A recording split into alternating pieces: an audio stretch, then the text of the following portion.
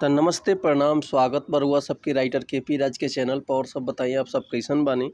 उम्मीद करते रउआ सभी बढ़िया होखब, अच्छा होखब। तो रउआ से खातिर लेके आ गइल बानी बिल्कुल ज़बरदस्त, बिल्कुल ब्लास्ट, बिल्कुल खतरनाक मैटर। भोजपुरी दर्द भरा बाढ़ या आपदा छठ पूजा स्पेशल सॉन्ग। उम्मीद करते रउआ सबके बेहद पसंद आई।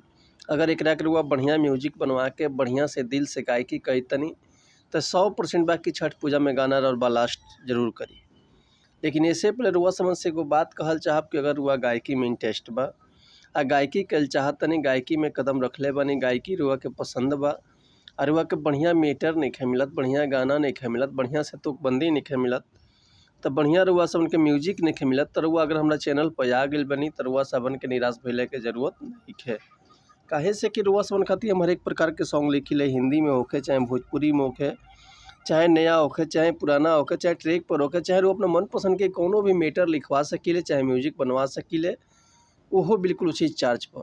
चाहे वो अपना पसंद के कोनो भी मैटर लिखवा सकीले, लव सॉन्ग, ऑर्केस्ट्रा सॉन्ग, बेवफाई सॉन्ग, पूर्वी, निर्गुण, भजन, लोकगीत, लयदारी, रंगधारी, जातिवाद सॉन्ग, जिला स्पेशल गाना, छठ पूजा के, विवाह गीत, विदाई गीत, चाहे सैड सॉन्ग, चाहे वो अपना मनपसंद के कोनो भी मैटर लिखवा सकीले। तो ये से कहल चाहब रउआ समझ से कि रउआ अगर हमारा चैनल पर आ गए बनी, चैनल पर नया बानी, चैनल पर पहला बार बानी, तो चैनल के सब्सक्राइब कर ली, बेल आइकन प्रेस कर दी, ताकि कोनो वीडियो अपलोड करी तो सबसे पहले नोटिफिकेशन रउआ समझ के मिले। अगर वीडियो रउआ सबके अच्छा लागत तो एगो प्यारा से कमेंट कर दी। चलिए देर ना करते हुए आज के मैटर देखल जा कैसे बा, का एकर लय बा, का एकर धुन बा, ये रउआ समझ के हम गा के बताओ तो उम्मीद करते रउआ सबके बेहद पसंद आई। तो चलिए देखिए आज के गाना कैसे बा। एगो औरत माई छठी मैया से आराधना करती है कि हे माई, हमरा लगे का बचल बा हो कि तहार व्रत करी, तहार पूजा पाठ करी, तहार कोसी कैसे भरी हे मैया। आखिर त गंगा मैया हमार सब घर दुआर सब दहवा देली, कुछू नहीं खे बचल हे मैया।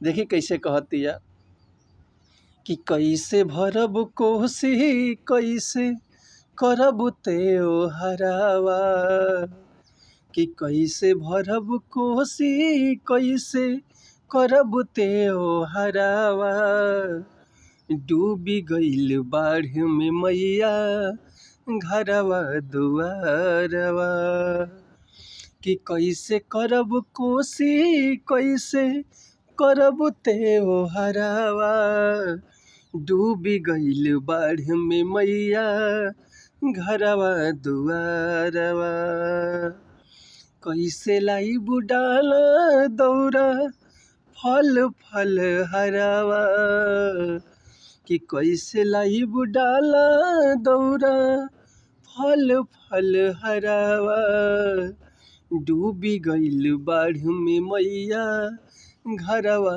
दुआरवा, दही गइल बाढ़ में मैया घरवा दुआरवा।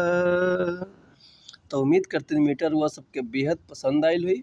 अगर ये गाना कर रुआ फुल लिखवावल चाहतनी, चाहे एकर म्यूजिक बनवावल चाहतनी, तो रुआ बेहिचक कॉल या व्हाट्सअप कर सकतनी। रुआ के बिल्कुल उसी चार्ज पर फुल गाना मिल जाई। एक और बात रुआ सबसे कहल चाहब कि अगर हमारा गाँव में कोनो मिस्टेक भेल होखत भी क्षमा चाहतनी। ऐसे कि हम तो गायक ना ही, हम तो राइटर रुआ सबन के खाली बता सकीले, समझा सकीले। तो मिलत है नेक्स्ट वीडियो में कुछ नया गाना, कुछ नया धुन, कुछ नया कंपोजिशन लेके। तब तक ले रुआ सब सन्मति चाहतनी। नमस्कार, प्रणाम, जय हिंद, जय भारत, जय भोजपुरी समाज, हर हर महादेव, जय माता दी।